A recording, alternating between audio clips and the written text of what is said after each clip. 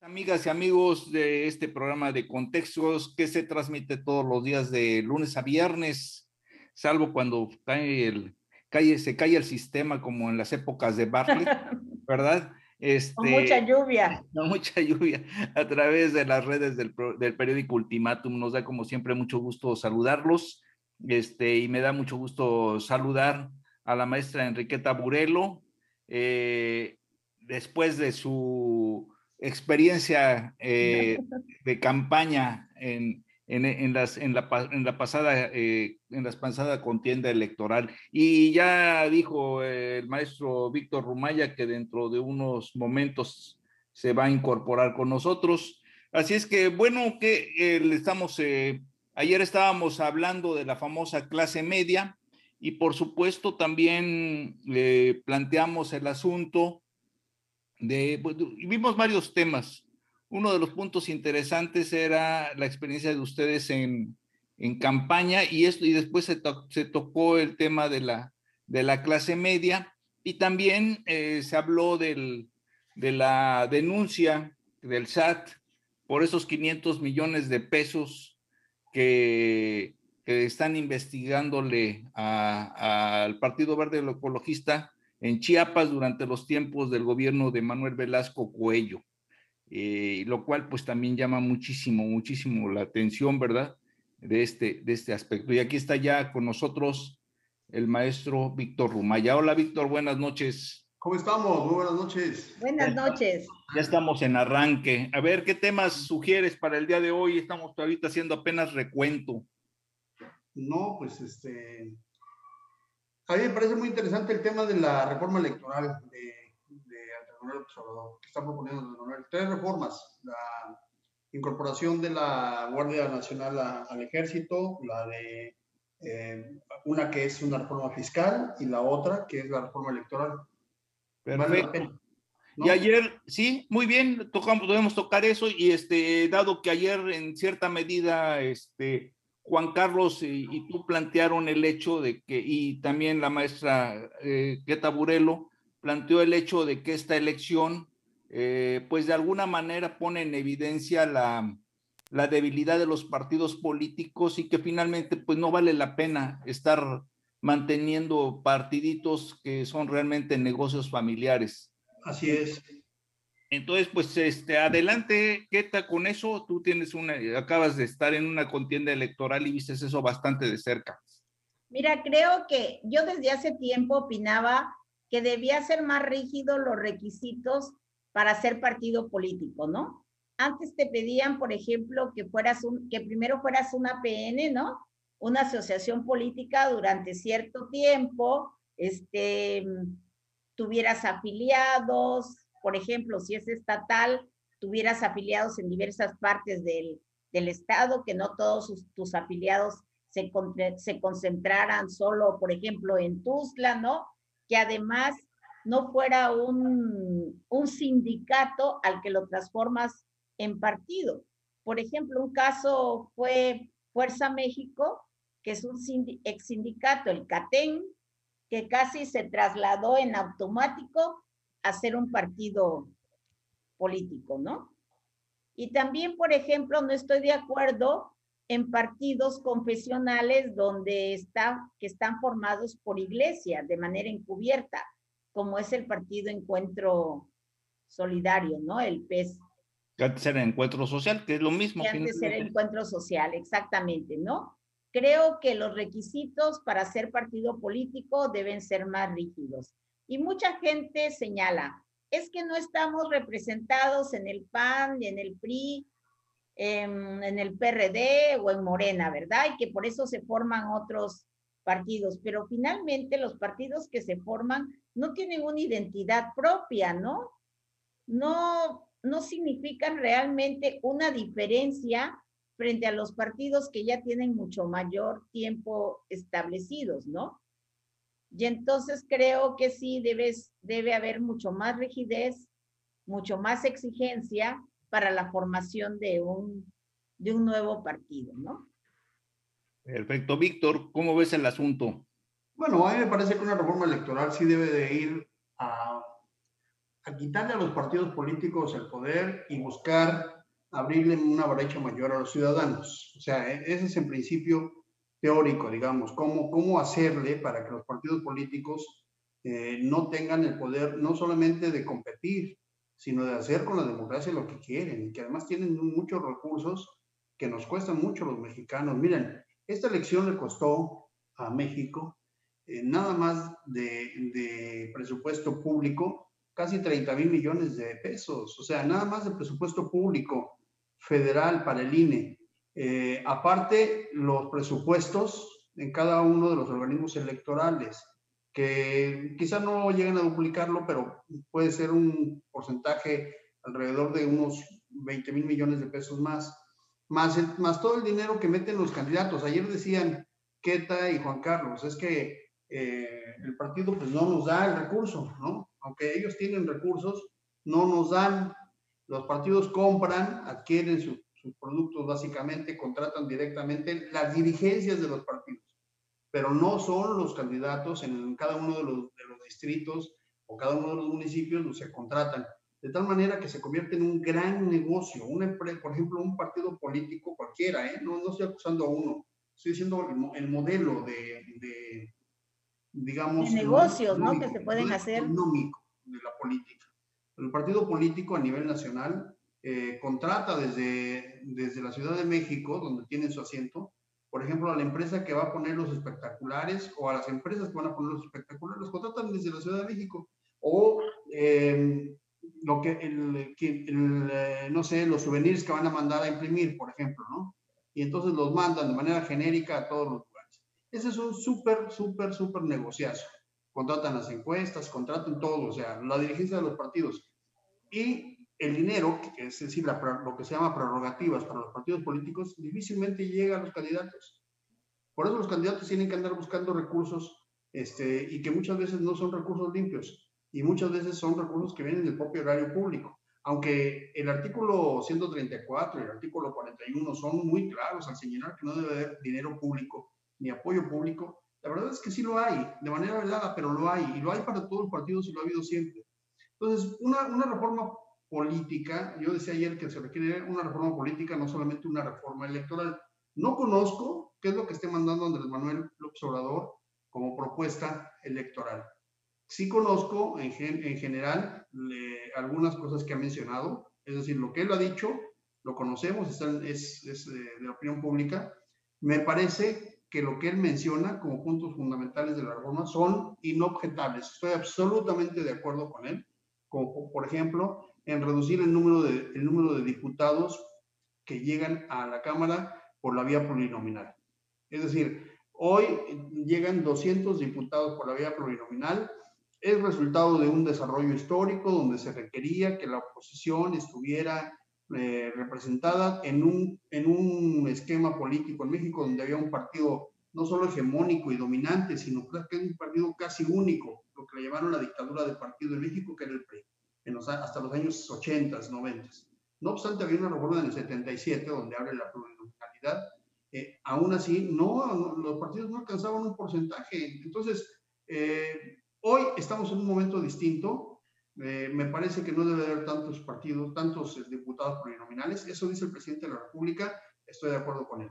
También dice el presidente que deben de evitarse los senadores plurinominales. Por supuesto, claro que sí, porque el espíritu de los senadores plurinominales, de los senadores, es decir, la conformación de la Cámara, la llamada Cámara Alta, obedece al pacto federal, es decir, cada uno de los senadores representan el pacto federal, así como los diputados representan teóricamente al pueblo, los senadores representan al pacto federal. Eso nos lleva a una configuración política distinta en cada una de las cámaras.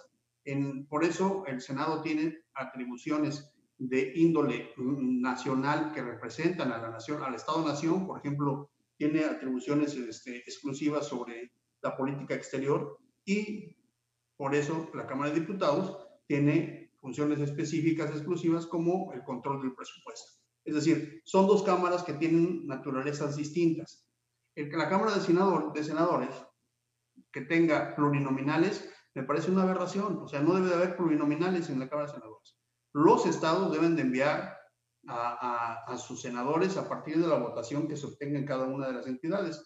Entonces, desaparecer esta figura del senador plurinominal que está proponiendo Andrés Manuel también me parece muy bien. Es decir, ahí llevamos dos temas muy interesantes que propone Andrés Manuel y que yo particularmente coincido, creo que son muy importantes. El otro tema que él señala, que es la conformación del órgano electoral, el INE, ahí sí hay una discusión muy seria, porque lo que están diciendo es la desaparición actual del Consejo General, y ahí me parece que eso no debe ocurrir porque es una fractura institucional. Me parece que debe darse continuidad, que terminen los consejeros como están y que quizás se modifique, digamos, la forma de elegirlos y el perfil y las atribuciones, pero no hacer digamos, un rompimiento institucional como se tiene hasta ahora. Máxime que el INE demostró, digamos, una institucionalidad a toda prueba y hizo un trabajo, pues, dentro de los márgenes que se tienen, pues me parece que bastante decente, bastante sólido, y que además tiene un consenso de la sociedad muy amplio. Entonces, en eso sí yo no coincido, de las tres cosas que ha dicho Andrés Manuel. Ahora, ¿qué más le faltaría a una reforma electoral? Nada más electoral. Nos hace falta que se trabaje sobre los temas de las coaliciones, de las candidaturas comunes, quizás sustituirlas por la segunda vuelta. Nos hace falta trabajar digamos, más intensamente con el voto electrónico, lo cual podría disminuir en gran medida quizá la compra y coacción del voto. No en todos los casos y no únicamente a través del voto electrónico, pero sí empezar a trabajar sobre el voto electrónico. Nos hace falta también la incorporación de sectores que están marginados, pidiéndoles que puedan votar para elevar el número de votantes en los procesos electorales. Nos hace falta también en el proceso electoral, no solamente hablando de órganos y de partidos, sino también hablando de ideologías. Parecería un discurso un poco anacrónico, pero uno de los rasgos fundamentales por los cuales se constituye un partido político, o la justificante, es porque existe una pluralidad de diversas ideologías en la sociedad. Eso se rompe cuando hay alianzas. O sea, si se supone que el PAN tiene una ideología, el PRI tiene otra ideología, el PRD tiene otra ideología, el Verde tiene otra ideología, Morena tiene otra ideología, ¿por qué hacen alianzas? O sea, entonces no tiene sentido que haya tantos partidos, ¿no? Entonces, o no tiene sentido que haya un mecanismo de alianzas. Entonces, más que restringir, como dice Keta, y hacer más duro el acceso a los partidos políticos, yo creo que lo que tenemos que hacer es disminuir el financiamiento de los partidos políticos. En eso también habla Andrés Manuel López Obrador, yo también estoy de acuerdo con ello. Nos sale muy caro el costo de los partidos políticos. Disminuirlo. Si disminuimos las prerrogativas a los partidos políticos, muy seguramente vamos a disminuir el apetito que tienen esos dirigentes por tener esos partidos políticos como un negocio en donde han durado 20, 30 años. Miren nada más el PT, los dirigentes son los mismos desde hace casi 35 años, ¿no? Y han sido diputados locales, federales, senadores, y siempre plurinominales. Nunca los han electo en un distrito, y sin embargo siguen teniendo y son millonarios. Y bueno, ¿de qué viven? Del partido político, el negocio del partido político. Y como ese hay muchos. Bueno, ¿yo qué propongo? ¿Qué me gustaría ver? Me gustaría ver una reforma política en donde haya una nueva forma, una nueva relación de los partidos políticos con los ciudadanos, y también una reforma electoral donde haya más posibilidades de los ciudadanos para participar en política. Eso significa que los partidos puedan, los ciudadanos puedan, por ejemplo, participar a través de candidaturas ciudadanas, a través de candidaturas independientes, sin tanta restricción y en igualdad de circunstancias. Hoy un diputado o un candidato a diputado o a presidente municipal, en el lugar que ustedes quieran, no hablamos solamente de Tuxtla, hablamos de Puebla, Guadalajara, Nuevo León, Ciudad de México, donde quieran, que se lanza y que pretende y que quiere ser, y que además quizá tenga el apoyo de la ciudadanía, compite, vamos a pensar, fíjense, vamos a pensar que es en la Ciudad de México, ¿no? Donde se supone que hay mayor capacidad de elección de los votantes. Compite contra un partido que lleva millones de pesos en sus espaldas, que tiene millones de pesos. Luego que tiene una estructura con programas sociales o bien con programas corporativos, porque también los hay. Y luego compite con una legislación que lo limita para que pueda ser candidato a diputado o alcalde o o cualquier otro puesto de elección, un proceso que es súper cansado para poder ser candidato independiente. Las candidaturas independientes, y por eso termino mi intervención, las candidaturas independientes en México no son resultado de la democracia, son resultado de una determinación de la Corte Interamericana de Derechos Humanos, después de que se le negó a Jorge Castañeda la posibilidad de ser candidato independiente en aquel lejano año 2006, creo, ¿no? Creo que sí, 2006, y que llegó hasta las Cortes Internacionales, y entonces la Corte Internacional le señaló, dijo, o más bien la Comisión Interamericana de Derechos Humanos dijo, bueno, pues México tienes que hacer algo para tener candidaturas independientes, porque si no hay una limitante a la participación política para los ciudadanos. O sea, un gran descubrimiento, pero un gran descubrimiento que nosotros tenemos sufriendo desde hace muchísimos años. En fin, yo creo que necesitamos una reforma política, no solo una reforma electoral. Pero si nos limitamos a la reforma electoral, desearía, buscaría, me encantaría que fuera una reforma en donde los partidos no tienen tanto poder y los ciudadanos sí tienen mayor acceso a la participación en política. Sí, así es, yo coincido también que nuestras elecciones son muy caras, ¿no? Sí, sí estoy de acuerdo en que exista un instituto de elecciones, ¿no? Como es el INE, como lo fue antes el IFE, porque es una institución necesaria que ya se ha ganado la confianza. Pero creo que también es una institución cara, ¿no? Si vemos el presupuesto que eroga, sobre todo en época electoral, el INE, pues es estratosférica, ¿verdad? Y creo que no es tan necesaria si examináramos a fondo el proceso electoral, pero tal vez porque recaen en el INE demasiadas atribuciones que implican costos muy elevados del proceso y sobre todo por la desconfianza ciudadana que había en México hacia las elecciones y que fue necesario la creación de un organismo ciudadano. Pero es curioso, al inicio, cuando Goldenberg, que estuvieron presentes muchos consejeros que eran ciudadanos, que no pertenecían a partidos políticos, como sucede actualmente, como en el caso de Emilio Cebadúa, que fue consejero, ¿verdad? Luego también el que fue secretario de Gobernación con Fox, que luego era su candidato para la presidencia. ¿El primer consejo? ¿Mande? ¿El primer consejo? En el de los primeros consejos. El primer consejo fue Goldenberg, Santiago Krill, Jesús Santiago Krill, precisamente, ¿verdad? Luego terminaron siendo cooptados por los partidos políticos, los que se suponía que eran consejeros ciudadanos y que no eran consejeros de partido. Finalmente terminaron siendo los partidos los que asumieron sus posiciones dentro del consejo y esto ya tomó otro cariz, ¿no? En el caso de los diputados plurinominales, yo también estoy de acuerdo que disminuyan o desaparezcan. Cuando yo digo esto, los grupos de mujeres en los que pertenezco brincan, ¿verdad? Porque desafortunadamente las diputaciones plurinominales se convirtieron en el refugio de las mujeres, ¿no? Era la única opción de que las mujeres pudieran llegar a estar en el Congreso de la Unión o en los congresos locales. Pero yo creo que también las mujeres ya debemos transitar a otros estadios de la participación política, no esperar que nos regalen o que estemos allí presentes en el momento de las designaciones y que nos toque una plurinominal, sino que también hagamos un trabajo constante de acercamiento a la ciudadanía para que no nos dé miedo enfrentarnos a un proceso electoral, ¿verdad? Claro que estos procesos deberán estar en igualdad de circunstancias para todos y todas los que participen, ¿no?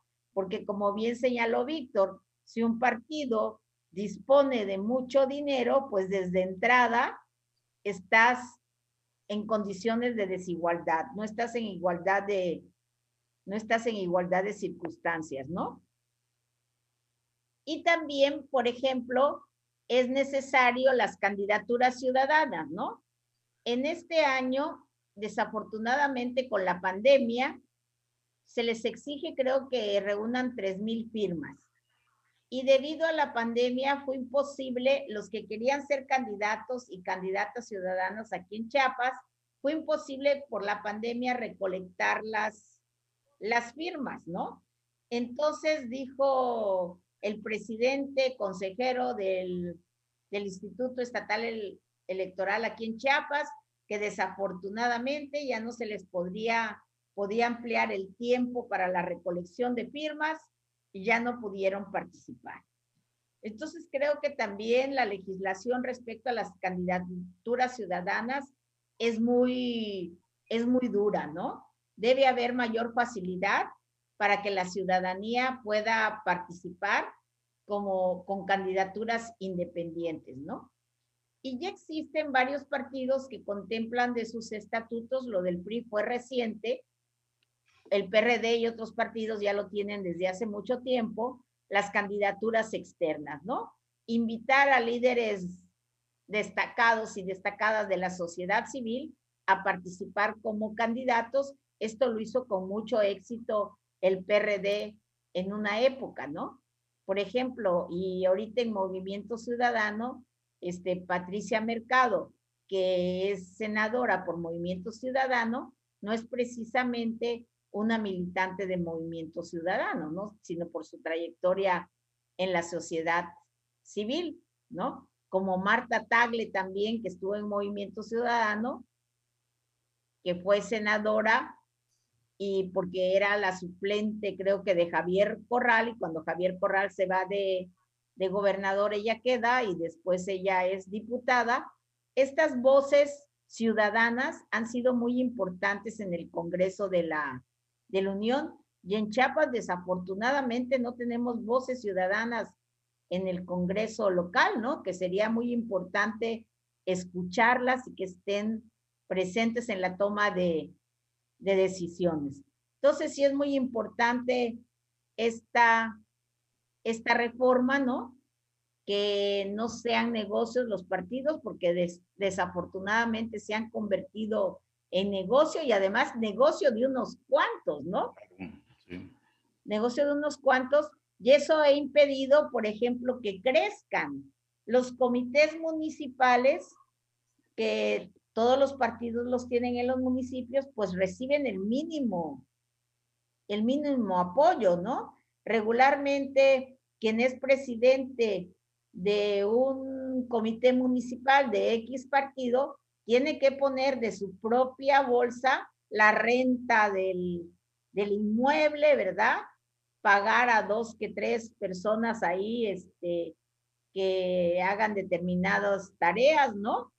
Y yo recuerdo que antes, a mí todavía me tocó de muy joven, que quienes eran presidentes de los institutos políticos no recibían un salario, o su salario era mínimo, ¿no? Eran profesionistas que tenían independencia y solvencia económica, ¿verdad?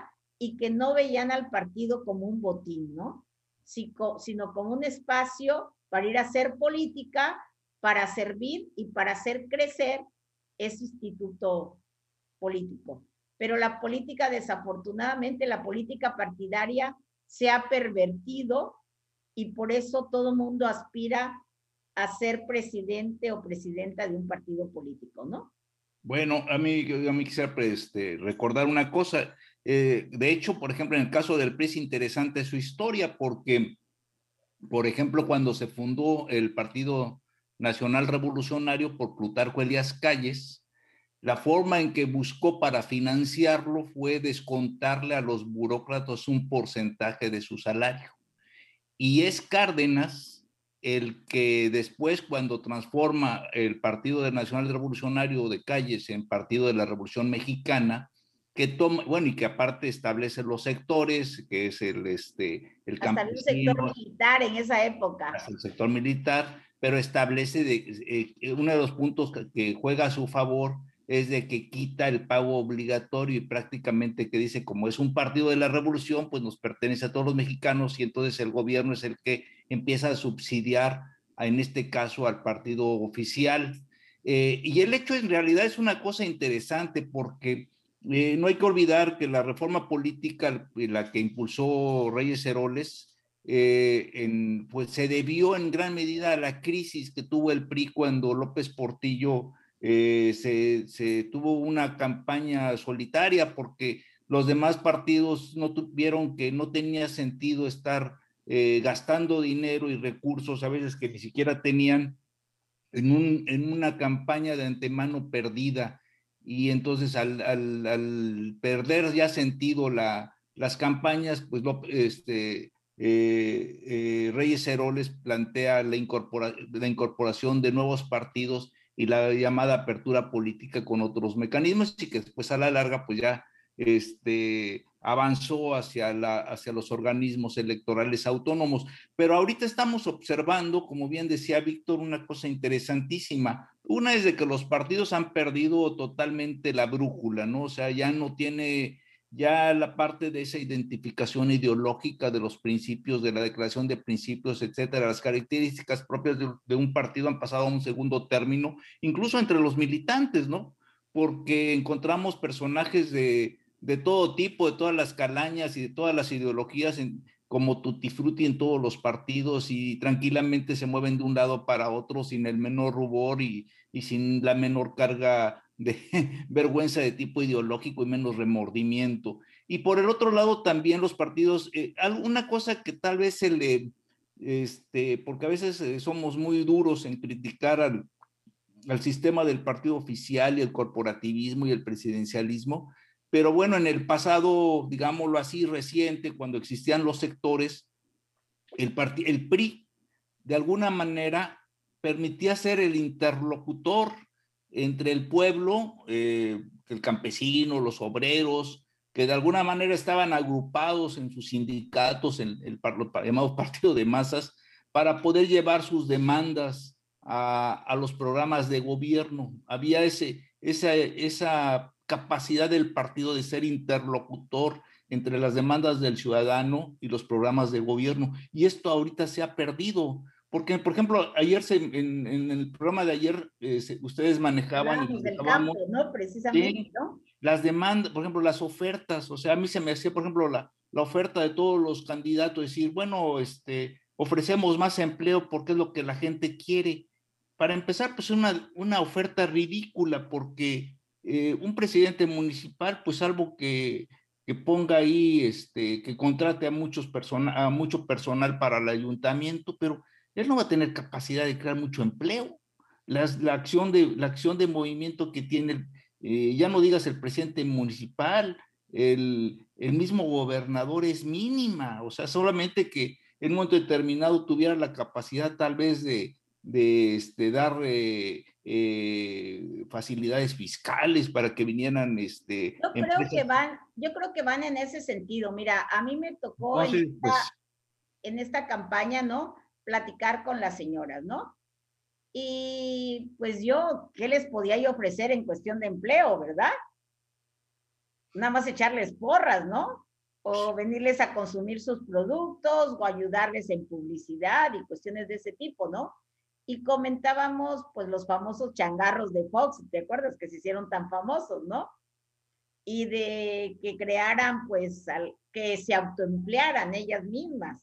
Pero me dicen, mire, nosotros ponemos una taquería, nos va bien, y en la esquina ponen otra en un mes, ¿no? Y nos hacen la competencia, y de ahí nos salimos, nos decían las señoras, ¿no?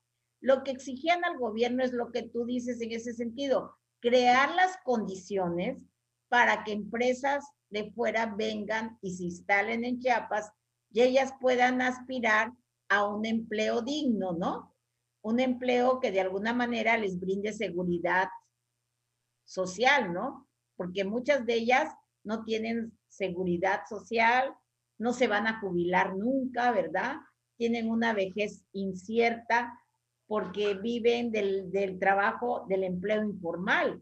¿Ves toda la protesta que hubo ahora que el presidente, bueno, más que nada en el Congreso, se había decidido que se les cobraran impuestos a las vendedoras por catálogo, ¿no? Y que hubo un movimiento nacional y finalmente ya no se les cobró. Yo digo que sí hay derecho a cobrarles un impuesto, ¿no? Porque tienen ganancias, pero tal vez sería como un impuesto Mínimo, mínimo, simbólico, como eran los repecos antes, no sé cómo les decían, ¿no? ¿sí? Y porque también sí tienen ingresos, ¿no? Y hay unas que les va muy bien, ¿no? Y entonces, pero fue un movimiento nacional que impidió que les cobraran, que les cobraran impuestos, ¿no? ¿Tú cómo ves esto de la falta de representatividad de los partidos? O sea, de que han dejado de ser interlocutores con el ciudadano, Víctor. No, bueno, lo que pasa es que tú mencionaste una época en donde el partido oficial estaba diseñado para eso. Era un partido corporativo porque teníamos una vida nacional en donde el campesinado que representaba en el tiempo de la revolución el 80% de la población empezaba a ser desplazado por el obrero como sujeto político y no solamente como sujeto productivo, sino como sujeto político. Por eso en ese momento la CROC y luego la CTM se convierten en factores tan importantes.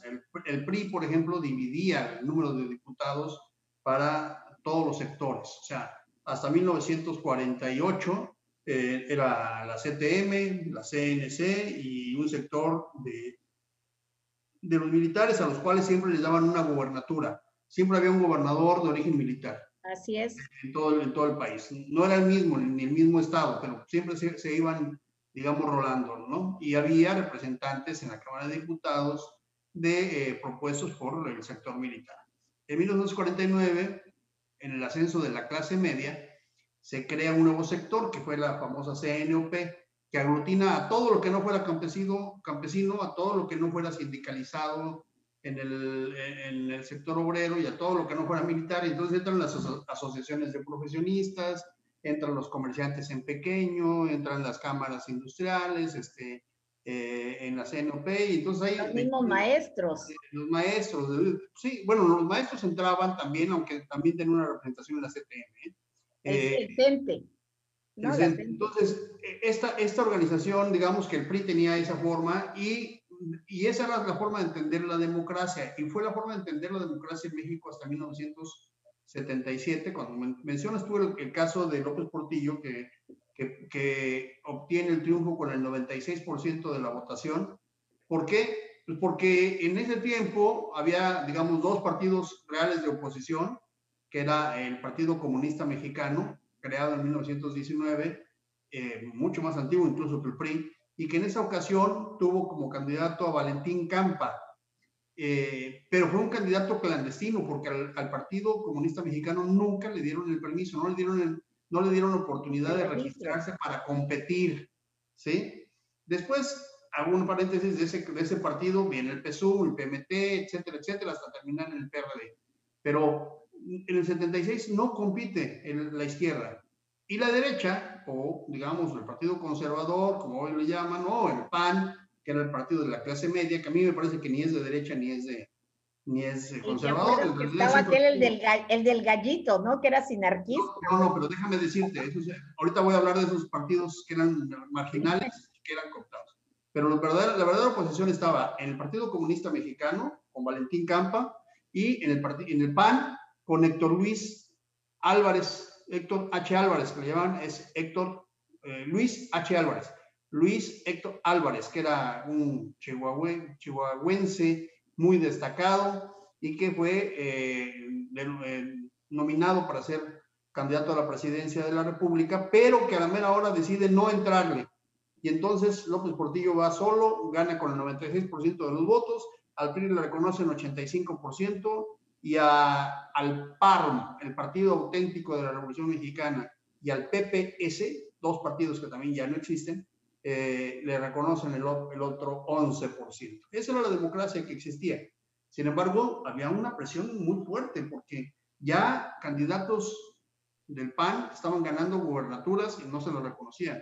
Candidatos de la izquierda estaban ganando alcaldías y no se las reconocían. Y de manera marginal, había muchos grupos guerrilleros, estaba el ERPI, estaba los grupos de Guerrero, que no tenían un nombre o una denominación especial, pero estaba Lucio Lucio Cabañas, Genaro Vázquez Rojas, en Michoacán aparecían por ahí ya grupos subversivos, en la Liga 23 de septiembre. Entonces dicen, bueno, vamos a canalizar, porque la democracia sirve para eso también, el proceso electoral sirve para eso, darle un sentido a la competencia y al descontento. Así surge el 77. Pero la democracia que hoy tenemos no proviene del 77. Sí fue una gran reforma en el 77, la famosa ley de Reyes Heroles, pero la democracia que hoy tenemos viene del gran movimiento cardenista del 88. Hay que decirlo. La configuración, digamos, del proceso electoral, del INE, de los organismos electorales, de la competencia tal y como la vemos, viene del movimiento del 88 de Cuauhtémoc Cárdenas.